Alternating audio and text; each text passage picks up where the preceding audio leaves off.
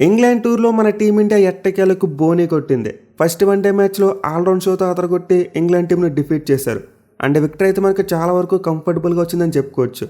Especially big guns fire అవ్వకపోయినా మన వాళ్ళు మ్యాచ్ గెలిచారు భయ్య. ఇది చాలా హ్యాపీయెస్ట్ మూమెంట్. ఈ మ్యాచ్లో అయితే అందరి దృష్టి కూడా రోకో అండ్ బుమ్రా మీద ఉన్నాయి. బట్ వీరిలో చూసుకుంటే బుమ్రా బాగానే పెర్ఫామ్ చేశాడు. కానీ రోకో బ్యాట్స్ నుంచి చూసుకుంటే పెద్ద ఇన్నింగ్స్లు రాలేదు. ఎట్ ది సేమ్ టైం మరో ఎక్స్పీరియన్స్ ఉన్న బ్యాట్స్మెన్ రాహుల్ అతను కూడా ఫెయిల్ అయిపోయాడు. బట్ అయినా కానీ మన టీమిండియా 259 పరుగుల టార్గెట్ను చాలా కంఫర్టబుల్గా చేసింది. సో దీంతో విక్టరీ అయితే మన టీమిండియాకు చాలా కాన్ఫిడెన్స్ ఇస్తుంది. పర్టికులర్గా మన కెప్టెన్ శుభ్మన్ గిల్తో పాటు బాబు అక్షర్ పటేల్ ఇద్దరు కూడా అద్భుతంగా పెర్ఫామ్ చేశారు. అండ్ వాళ్ళకి తోడు బౌలర్స్ కూడా చాలా మంచి కలెక్టివ్ ఎఫర్ట్ పెట్టారు. సో డెఫినెట్లీ ఇంగ్లాండ్ టూర్లో మన వాళ్ళు సాధించిన ఫస్ట్ విక్టరీ చాలా బిగ్ రిలీఫ్ ఇస్తుంది. ఎస్పెషల్లీ T20 సిరీస్లో క్లీన్ స్వీప్ అయిన తర్వాత ఇదైతే చాలా మంచి కంబ్యాక్ అని చెప్పుకోవచ్చు. అయితే నిజానికి ఈ మ్యాచ్లో మన టీమిండియా చాలా బాగా పెర్ఫామ్ చేసింది, అందులో డౌట్ లేదు. But at the same time England team యొక్క స్వయంకృత అపరాధం కూడా చాలా ఎక్కువ ఉందని చెప్పుకోవచ్చు. వాళ్ళ బ్యాటింగ్ చూస్తే నాకైతే మన టీమిండియా కరెంట్ T20 టీం గుర్తొచ్చింది. అంటే ఊరికే బ్యాట్ 2 పేలి 6లు 4లు కొట్టాలని చెప్పి ఒక రాంగ్ ఇంటెన్షన్తో బ్యాటింగ్ చేశారు. ఈ మ్యాచ్లో అయితే మన టీమిండియా టాస్ ఓడిపోయారు, బట్ మ్యాచ్ మాత్రం గెలిచారు. ఎందుకంటే మన వాళ్ళు దేనికైతే ప్లాన్ చేసుకున్నారో అదే మనకు వచ్చింది. మన టీమిండియా టాస్ గెలిస్తే ముందుగా బౌలింగ్ చేద్దాం అనుకున్నారంట. అండ్ ఇంగ్లాండ్ కెప్టెన్ ఏం చేశాడు, తను టాస్ గెలిచి మన వాళ్ళకి బౌలింగ్ ఇచ్చాడు. సో దీంతో మన వాళ్ళు చేజింగ్ చేద్దామన్న మైండ్ సెట్తో వచ్చారు, అండ్ అదే మనకు వచ్చింది. అయితే మన ప్లేయింగ్లో అని చూసుకుంటే మాత్రం కొంతవరకు డిఫెన్సివ్గా అనిపించింది, పర్టికులర్గా బౌలింగ్ విషయంలో. మన వాళ్ళైతే ఆ జెన్యున్ స్పిన్నర్ని తీసుకోలేదు, సుందర్ని ఆడించారు. At the same time pace బౌలింగ్లో చూసుకుంటే లెఫ్ట్ ఆర్మ్ సెమరన్ హర్షదీప్ సింగ్ని తీసుకోలేదు, గుర్నూర్ ప్రసిద్ధ్ ఇద్దరిని ఆడించారు. సో దీంతో మన టీమిండియా బౌలింగ్ అటాక్ అయితే కాస్త అటు ఇటుగానే కనిపించింది. బుమ్రా తప్పితే ఇంకెవరు సరిగ్గా వేస్తారని చెప్పి డౌట్స్ వచ్చాయి. కానీ మన బౌలర్స్కి ఇంగ్లాండ్ బ్యాట్స్మెన్ చేసిన మిస్టేక్స్ మంచిగా కలిసి వచ్చాయి. వాళ్ళైతే ఒక మంచి ఓపెనింగ్ పార్ట్నర్షిప్ తర్వాత చాలా ఫ్రీగా తమ వికెట్లను త్రో చేశారు. సో స్టార్టింగ్ కొత్త బాల్తో ప్రసిద్ధ కృష్ణ అండ్ బుమ్రా ఇద్దరు కూడా చాలా బ్రిలియంట్ బౌలింగ్ చేశారు. ఎస్పెషల్లీ బుమ్రా చాలా కాలం తర్వాత వన్డే ఫార్మాట్లో కంబ్యాక్ ఇచ్చినా సరే పదును మాత్రం ఎక్కడా తగ్గలేదు. At the same time Prasidh చూసుకున్న ఆ good and back of lines చాలా కన్సిస్టెంట్గా హిట్ చేశాడు. సో ఇంత ఇనిషియల్గా 7 ఓవర్స్లో చూసుకుంటే ఇంగ్లాండ్ టీంకు అంత ఎక్కువగా రన్స్ రాలేదు. వాళ్ళ ఓపెనర్స్ అయితే చాలా వరకు స్ట్రగుల్ అవుతూ బ్యాటింగ్ చేశారు. మళ్ళీ మన బౌలర్స్ పదే వాళ్ళని బీట్ చేయడం చూసాం. ఇంగ్లాండ్ బ్యాట్స్మెన్ షాట్స్ ఆడడానికి ట్రై చేశారు, బట్ కనెక్ట్ అయ్యేవి కాదు, పూర్తిగా మిస్ అయ్యేవారు. అయితే ఆ ఫస్ట్ బాల్ నుంచి ఎప్పుడైతే చేశారో అప్పుడు ఇంగ్లాండ్ టీం గేర్లు మార్చింది. అంటే ప్రసిద్ధ్ 3 ఓవర్స్ వేసిన తర్వాత అతను ఆపేసి ఆయన నుంచి గుర్నూర్ బ్రార్కి బాల్ ఇచ్చారు. అంటేమో మన టీమిండియాకి వర్కౌట్ అవ్వలేదు. బెండకెట్ కౌంటర్ అటాక్ చేయడం మొదలుపెట్టాడు. ఒక్కసారి ఇంగ్లాండ్ టీం యొక్క స్కోరింగ్ రేట్ అమాంతం పెరిగిపోయింది. బ్యాక్ టు బ్యాక్ 3 ఓవర్స్లో వాళ్ళకి చాలా రన్స్ వచ్చేసాయి. ఇన్ఫ్యాక్ట్ దీని కారణంగా మన వాళ్ళు కాసేపు ఏం చేశారో కూడా అర్థం కాలేదు. చాలా defensive mode of field placements చూసాం. At the same time bowling changes. ప్రతి వరకు ఒక కొత్త బౌలర్ని తీసుకొచ్చి అతని చేత బౌలింగ్ చేయించే ప్రయత్నం చేయించాడు శుభ్మన్ గిల్. సో బాల్ కాస్త ఓల్డే, అలాగే బుమ్రా స్పెల్ ఎప్పుడైతే అయిపోయిందో అప్పుడు ఇంగ్లాండ్ బ్యాట్స్మెన్ డిసైడ్ అయిపోయారు గట్టి కొట్టాలని చెప్పి. ఇన్ఫ్యాక్ట్ వాళ్ళు స్టార్టింగ్ నుంచి కూడా గట్టిగా కొడదామని చూశారు, బట్ చాలా ప్లే అండ్ మిస్సెస్ చూసాం మనం. అయితే ఇంగ్లాండ్ టీం అటాక్ చేద్దామనుకుని ప్లాన్లో చూసుకుంటే ఒక పద్ధతి కనిపించలేదు. ఏదో ర్యాండమ్గా ప్రతి బాల్కి షాట్స్ కొట్టాలని చెప్పి ఇండివిజువల్గా ఎవరికి వాళ్ళు షాట్స్ ట్రై చేశారు. అండ్ ఈ క్రమంలోనే ఇంగ్లాండ్ టీం కొలాప్స్ అవ్వడం చూసాం. వాళ్ళైతే బ్యాక్ టు బ్యాక్ వికెట్స్ కోల్పోయారు, అది కూడా 19 పరుగుల వ్యవధిలో 5 వికెట్లు కోల్పోయారు. సో కనుక పాయింట్ ఆఫ్ టైంలో ఇంగ్లాండ్ టీం యొక్క స్కోర్ చూసుకుంటే చాలా స్ట్రాంగ్ పొజిషన్లో కనిపించారు. అంటే 12.12 ఓవర్స్కు 61 రన్స్ కొట్టారు, ఒక్క వికెట్ కూడా కోల్పోలేదు. బట్ తర్వాత చూసుకుంటే మాత్రం 80 రన్స్కి 5 wickets, in the matter of 26 balls వాళ్ళైతే 5 వికెట్స్ కోల్పోయారు. అండ్ వన్డే ఫార్మాట్లో ఇలాంటి కొలాప్స్ జరిగితే దాని నుంచి కోలుకోవడం చాలా కష్టం. ఈవెన్ ఆ తర్వాత ఈ కొలాప్స్కి ఎక్స్టెన్షన్గా చూసుకుంటే విల్ జాక్స్ కూడా అవుట్ అయిపోయాడు. ఇంగ్లాండ్ టీం 107 పరుగుల వద్ద 6 వికెట్ కూడా కోల్పోయింది. సో యాక్చువల్గా మన టీమిండియాకి కలిసి వచ్చింది ఏంటంటే గుర్నూర్ బ్రార్కి ఎండ్స్ చేంజ్ చేయడం. అంటే అతను స్టార్టింగ్ ఓవర్స్ చూసుకుంటే ప్రసిద్ధ కృష్ణ వేసిన ఎండ్ నుంచి బౌలింగ్ చేశాడు. బట్ ఆ తర్వాత మన కెప్టెన్ అతను బౌలింగ్ ఎండ్ మార్చాడు, బుమ్రా వేసిన ఎండ్ నుంచి బాల్ ఇచ్చాడు. అండ్ ఏమో ఎక్సలెంట్గా వర్కౌట్ అయింది. ఒక ఓవర్లో 2 వికెట్లు, అది కూడా 2 కూడా ఆల్మోస్ట్ షార్ట్ బాల్సే. సో గుర్నూర్ అయితే ఇనిషియల్గా చాలా ఎక్కువ రన్స్ ఇచ్చాడు, షార్ట్ బాల్ వర్కౌట్ అవ్వలేదు. బట్ స్టిల్ అతనైతే తన ప్లాన్కి స్టిక్ అయ్యాడు. ఈసారి బ్యాక్ ఆఫ్ లెంత్ ఎక్కువ వేశాడు. ఎట్ ది సేమ్ టైం మన ఫీల్డర్స్ యొక్క క్యాచింగ్ ఈ మ్యాచ్లో అవుట్ స్టాండింగ్ అని చెప్పుకోవచ్చు భయ్య. పర్టికులర్గా T20 సిరీస్కి వన్డే సిరీస్కి బిగ్గెస్ట్ డిఫరెన్స్ ఇదే అని చెప్పుకోవాలి మనం. ఎందుకంటే మన వాళ్ళు T20 సిరీస్లో ఈజీగా వచ్చిన క్యాచ్లు కూడా డ్రాప్ చేశారు. దీనివల్ల మనకి ఎక్కడ మూమెంటం దొరకలేదు. బట్ ఈ వన్డేలో చూసుకుంటే మాత్రం అలా కాదు, వచ్చిన క్యాచ్లన్నీ కూడా తీసుకున్నారు. అది కూడా స్టార్టింగ్ 2 క్యాచెస్ చూసుకుంటే సుందర్ మరి బుమ్రా వీళ్ళిద్దరు పట్టుకున్నారు. అయితే చెప్పుకోదగా ఫీల్డర్స్ కాదు వీళ్ళు. ఎస్పెషల్లీ బుమ్రా అయితే బౌండరీ లైన్ దగ్గర ఒక మైండ్ బ్లోయింగ్ క్యాచ్ తీసుకున్నాడు. అసలు ఎక్స్పెక్ట్ చేయలేదు అలా జడ్జ్ చేస్తాడని చెప్పి. సో రియల్లీ మ్యాచ్లో మన టీమిండియా క్యాచింగ్ అయితే top notch. At the same time Shubman Gill యొక్క క్యాప్టెన్స్ అవుట్ స్టాండింగ్ అని చెప్పుకోవాలి. ఇలా 2 వికెట్లు పడ్డాయో లేదో వెంటనే బుమ్రాని తీసుకొచ్చేసాడు. అది కూడా చాలా మంచి అటాకింగ్ ఫీల్డ్ సెట్ పెట్టాడు. సో నార్మల్గా చూసుకుంటే ఏ టీం అయినా సరే ఇలా 2 వికెట్లు కోల్పోయిన తర్వాత కాస్త డిఫెన్సివ్ గేమ్ ఆడతారు. అండ్ ఈ టైంలో కెప్టెన్ ఏం థింక్ చేస్తాడు, మన బౌలింగ్ అలానే స్ట్రాంగ్గా లేదు, మనకి 3 ఆల్రౌండర్స్ ఉన్నారు, వాళ్ళ చేత 20 ఓవర్స్ వేయించాలి. దీంతో 2 వికెట్లు బ్యాక్ టు బ్యాక్ పడ్డాయి కదా, సో వాళ్ళ చేత కొన్ని ఓవర్స్ వేయించేద్దామని చెప్పి థింక్ చేస్తారు. బట్ శుభ్మన్ గిల్ మాత్రం అగ్రెసివ్ అప్రోచ్ తీసుకున్నాడు. బుమ్రాకు బౌలింగ్ ఇచ్చాడు. అండ్ ఏమో ఎక్సలెంట్గా వర్కౌట్ అయింది. బుమ్రా వచ్చాడు, హ్యారీ బ్రూక్ అవుట్ చేశాడు. అండ్ దెన్ ఆ తర్వాత చూసుకుంటే మళ్ళీ ప్రసిద్ధి బౌలింగ్ తీసుకొచ్చాడు. ఈ మూవ్ కూడా మనకు వర్కౌట్ అయింది. ఒక ఓవర్లో బ్యాక్ టు బ్యాక్ 2 వికెట్స్ పడ్డాయి. సో డెఫినెట్లీ శుభ్మన్ గిల్ అయితే ఎక్సలెంట్ బౌలింగ్ చేంజెస్ చేసి ఇంగ్లాండ్ టీంని ఇంకా ప్రెజర్లోకి నెట్టేశాడు. బట్ అఫ్కోర్స్ ముందు చెప్పుకున్నట్టే ఇందులో ఇంగ్లాండ్ టీం యొక్క స్వయంకృత అపరాధం కూడా చాలా ఎక్కువ ఉంది. ఏ టీం అయినా సరే ఒక ఓవర్లో బ్యాక్ టు బ్యాక్ 2 వికెట్స్ కోల్పోతే కన్సాలిడేట్ చేసే ప్రయత్నం చేస్తారు. అంటే కొంచెం స్లోగా ఒక పార్ట్నర్షిప్ బిల్డ్ చేసే ప్రయత్నం చేస్తారు. బట్ ఇంగ్లాండ్ బ్యాట్స్మెన్ అలా కాదు, బాల్ని చేస్ చేశారు, షాట్స్ కొట్టడానికి వెళ్ళిపోయారు. మీల్ ఎక్స్పీరియన్స్ అయిన జాస్ బట్లర్ ఒక డిసప్పాయింటింగ్ షాట్ కొట్టడం చూసాం. వేరే హ్యారీ బ్రూక్ మరియు శామ్ కరన్ చూసుకుంటే అవుట్ సైడ్ ఆఫ్ స్టంప్ బాల్స్ని చేసి మరి అవుట్ అయిపోయారు. సో రియల్లీ ఇదైతే ఇంగ్లాండ్ టీం నుంచి చాలా పూర్ బ్యాటింగ్ డిస్ప్లే అని చెప్పుకోవాలి. వాళ్ళకైతే వన్డే ఫార్మాట్లో ఎందుకు సక్సెస్ రావట్లేదంటే దీని కారణంగానే. ఈ వన్డేలో కూడా వాళ్ళు T20 గేమ్ ఆడాలని చూస్తున్నారు. మెయిన్లీ ప్రతి మ్యాచ్లో కూడా 400 కొట్టాలని చెప్పి ఇంటెంట్ కనిపిస్తుంది. సో 2023 వరల్డ్ కప్ దగ్గర నుంచి చూసుకుంటే ఇంగ్లాండ్ టీం పరిస్థితి ఇలానే ఉంది. వాళ్ళైతే చివరిగా శ్రీలంక సిరీస్లో మాత్రమే సక్సెస్ చూశారు. బట్ అంతకుముందు చూసుకుంటే చాలా సిరీస్లో ఓడిపోయారు. ఎందుకంటే వాళ్ళ ప్రజెంట్ ICC వన్డే ర్యాంకింగ్స్లో చూసుకుంటే 8th ప్లేస్లో ఉన్నారు. వాళ్ళకంటే ఆఫ్ఘనిస్తాన్ టీం పైన ఉంది. అంటే దీన్ని బట్టి అర్థం చేసుకోవచ్చు ఇంగ్లాండ్ టీం వన్డే ఫార్మాట్లో అంతలా స్ట్రగుల్ అవుతున్నారని చెప్పి. వాళ్ళ దగ్గర అయితే ఈ ఫార్మాట్కి సూట్ అయ్యే మైండ్ సెట్ ఉన్న ప్లేయర్స్ లేరు. ఆ T20 ఫార్మాట్లో ఆడుతున్న ప్లేయర్స్నే కంటిన్యూ చేస్తున్నారు. దీంతో T20 మైండ్ సెట్ నుంచి వాళ్ళు బయటకు రాలేకపోతున్నారు. బట్ ఎనిమిది మ్యాచ్లో ఇంగ్లాండ్ టీంకి బ్యాటింగ్ ఏదైనా పాజిటివ్ ఉందంటే ఒక బిగ్ పార్ట్నర్షిప్ జో రూట్ మరియు డాసన్ మధ్య వచ్చింది. అది కూడా వాళ్ళు 107 పరుగులకే 6 వికెట్లు కోల్పోయిన తర్వాత. ఈ పార్ట్నర్షిప్లో అయితే రూట్తో పాటు డాసన్ ఇద్దరు కూడా చాలా మంచి బ్యాటింగ్ చేశారు. మళ్ళీ డాసన్ ఎక్కువ స్ట్రైక్ తీసుకున్నాడు. వేరే జో రూట్ చూసుకుంటే స్ట్రైక్ రొటేషన్ అద్భుతంగా చేశాడు. కంటిన్యూస్గా వికెట్లు పడిపోయినా సరే అతనైతే ఎక్కువగా బాక్టౌన్ అవ్వలేదు. ఆల్మోస్ట్ 100 స్ట్రైక్ రేట్తో బ్యాటింగ్ చేశాడు.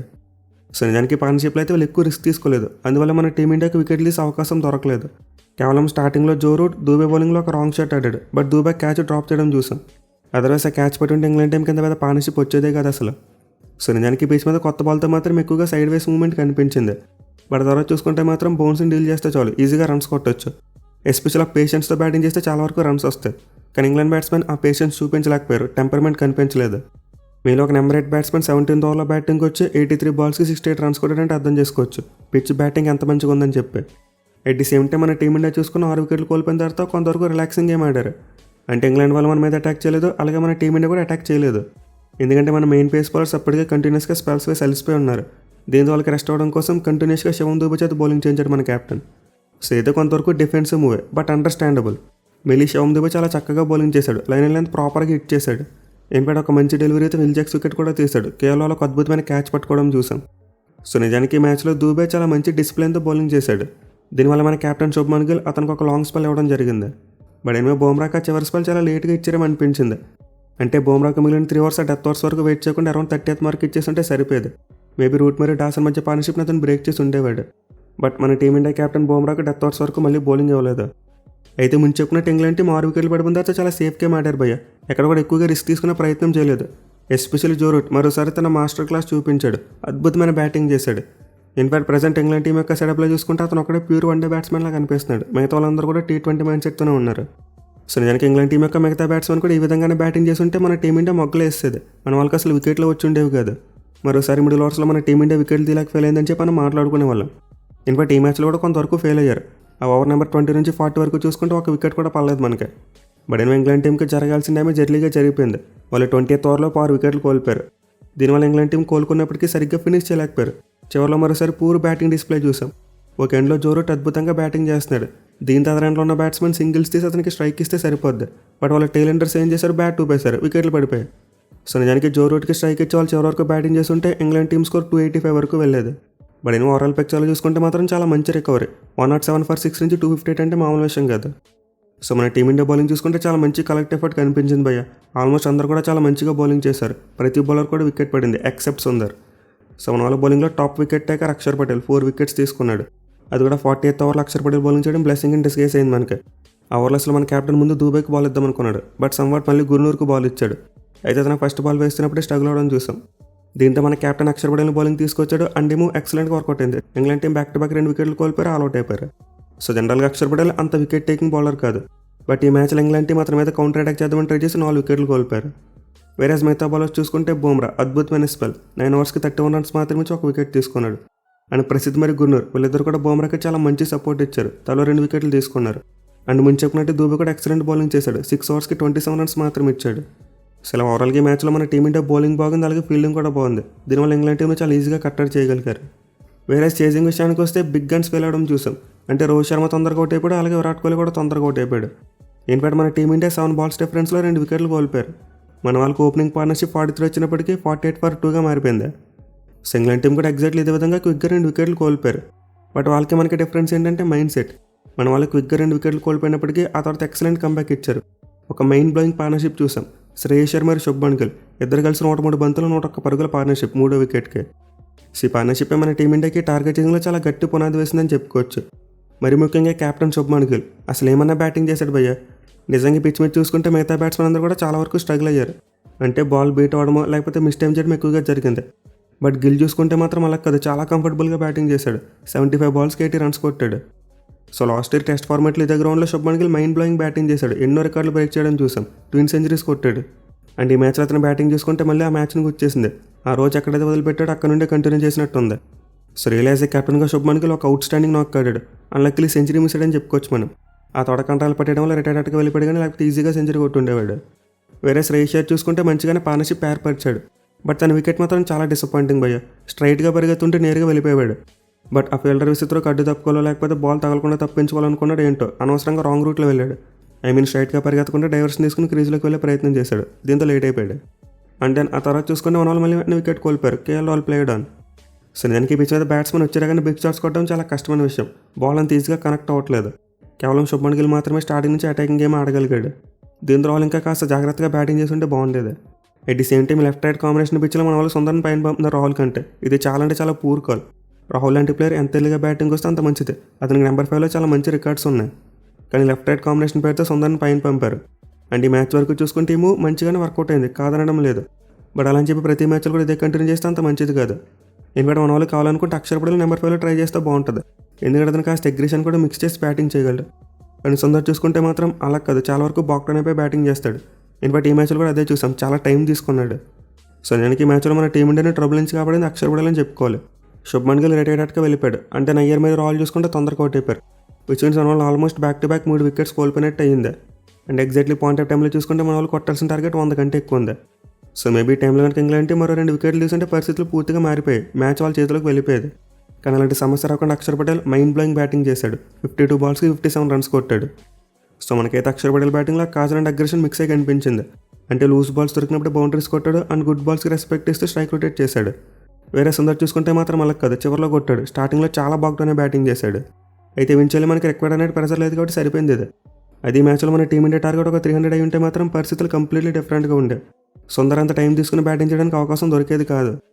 సో దానికి మ్యాచ్లో ఇంగ్లాండ్ టీం కనుక మంచిగా బ్యాటింగ్ చేసి ఒక 320 runs కొట్టుంటే మాత్రం చాలా ఇంట్రెస్టింగ్ ఉండేది.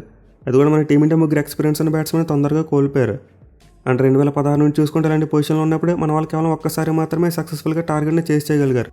అంటే రోహిత్ మరియు కోహ్లీ ఇద్దరు కూడా హాఫ్ సెంచరీస్ కొట్టడానికి ఫెయిల్ అయినప్పుడే మన వాళ్ళు చాలా మ్యాచ్లు ఓడిపోయారు. ఆ చేసింగ్ అనేది సరిగ్గా ఫినిష్ చేయలేకపోయారు. కానీ మ్యాచ్లు చూసుకుంటే మాత్రం చాలా కాలం తర్వాత వాళ్ళు ఫెయిల్ అయినా సరే మన వాళ్ళు సక్సెస్ఫుల్గా టార్గెట్ను కొట్టగలిగారు. సో వరల్డ్ కప్ ప్రిపరేషన్లో భాగంగా అయితే మన టీమిండియాకి చాలా బిగ్ పాజిటివ్ అని చెప్పుకోవాలి. మనకి ఎక్స్పీరియన్స్ ఉన్న బ్యాట్స్మెన్ ఫెయిల్ అయినప్పటికీ మిగతా బ్యాట్స్మెన్ అద్భుతంగా పెర్ఫామ్ చేశారు. పర్టికులర్గా ఎడ్జ్ బ్యాట్స్మెన్ గ్రౌండ్లో చూసుకుంటే ఇంగ్లాండ్ టీంకి చాలా మంచి రికార్డు ఉంది. 2015 నుంచి ఒక మ్యాచ్ కూడా ఓడిపోలేదు, వరుసగా 7 మ్యాచ్లు గెలిచారు. బట్ ఈ మ్యాచ్లో మన team India England team streak nine చేస్తూ అద్భుతమైన విక్టరీ కొట్టారు. సో రియల్లీ మన టీమిండియా దగ్గర నుంచి అయితే చాలా మంచి ఆల్రౌండ్ పెర్ఫార్మెన్స్ చూసాం. పర్టికులర్గా అక్షర్ పటేల్ బ్యాట్ అండ్ బాల్తో రాణించాడు, అండ్ అతనికి player of the match out కూడా దక్కింది. వేరే ఇంగ్లాండ్ టీం విషయానికి వస్తే ట్రై చేశారు. ఎందుకంటే వాళ్ళు పిచ్ని మిస్రీడ్ చేశారని చెప్పుకోవచ్చు భయ్య. ఒక ఎక్స్ట్రా పేసర్ని తీసుకుంటే సరిపోయింది ఈ పిచ్ మీద, కానీ వాళ్ళు 3 పేసర్స్తోనే వెళ్ళారు. At the same time major difference ఏంటంటే మన బ్యాటింగ్ వాళ్ళ బ్యాటింగ్. మన బ్యాట్స్మెన్ 1 డే మైండ్ సెట్తో బ్యాటింగ్ చేశారు, కానీ వాళ్ళ బ్యాట్స్మెన్ T20 మైండ్ సెట్తో బ్యాటింగ్ చేశారు. అదర్వైజ్ ఈ పిచ్ మీద 300 to 320 స్కోర్ చాలా వరకు విన్నింగ్ స్కోర్గా మారేది. సెట్గలకి మన టీమిండియా ఇంగ్లాండ్ టూర్లో అయితే బోని కొట్టారు. చూడాలి మరి సెకండ్ 1 డే మ్యాచ్లో కూడా ఇదే ఫామ్ని కంటిన్యూ చేసి సిరీస్ సీల్ చేస్తారా, లేకపోతే ఇంగ్లాండ్ టీం ఏమైనా కంబ్యాక్ ఇస్తుందని చెప్పి. Thank you for watching, have a nice day.